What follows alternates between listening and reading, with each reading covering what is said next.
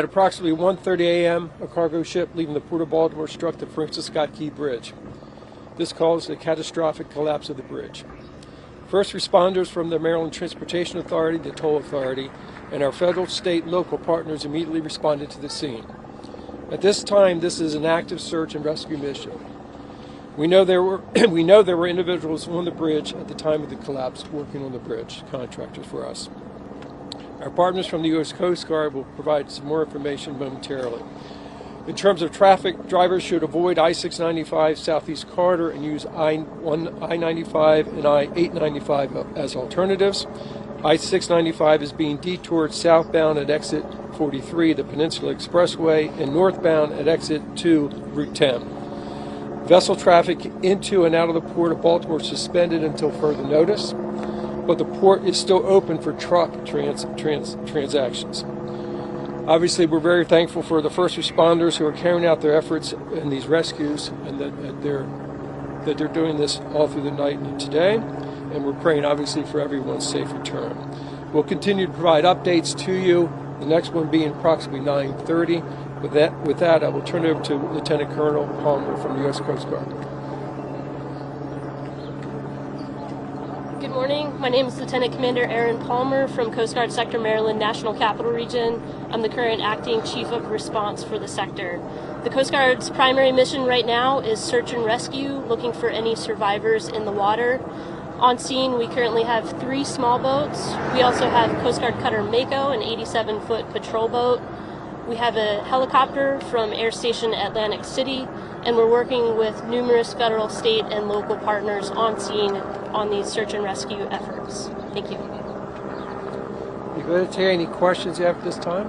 What role is the FBI playing in the investigation at this time? FBI has basically to see if there's any terrorism connection, which there's not. Any confirmed deaths? No confirmed fatalities. Any recovered from the water alive? That's still under, still the rescue mission is still active. Do you have any sense of what happened to the actual cargo ship?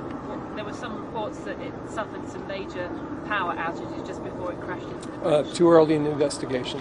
Was a pilot operating the ship coming in and out of the port? Was it a port's authorized pilot, or was it the captain of the ship? No, the pilots move ships in and out of the Port of Baltimore. What's happening? Pilots move ships in and out of Baltimore. What's happening to all the other ships that are waiting the backup at this point? How are you navigating that?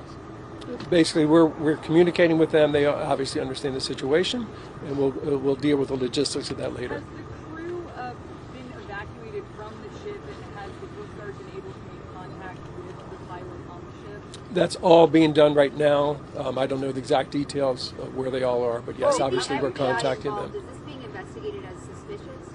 In any type of incident like this, the FBI would be engaged just to make sure, and that's what they did. And you have an idea how many vehicles are in the water? Can you just any idea how could this happen?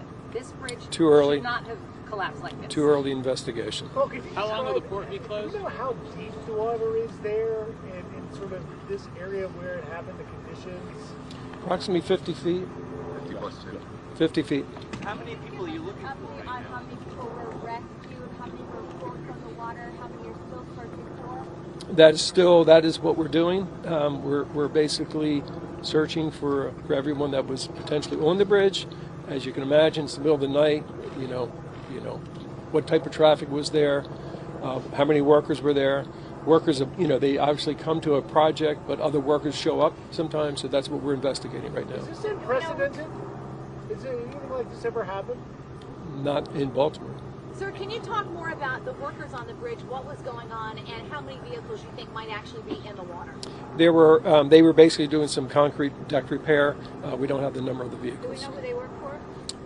I don't have that right offhand. How long will the port be closed? Any estimate? Too early to determine. Are you still looking for 7 people? A number of people. That's the one number that we've had, but obviously we're researching to see if anyone else was on that bridge. Can you speak to some of the challenges, the freezing water, the current, the darkness this morning as you were searching for individuals? All of the above, to be frank.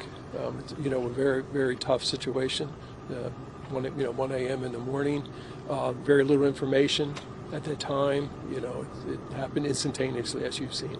Sir, it's been a number of hours at this point. What can you tell family members who might be watching about any hope that you will still recover survivors? We actually have set up a facility for any family members. We have mental health professionals there as well, so we're dealing with that. And are you ruling out any kind of intentional motive?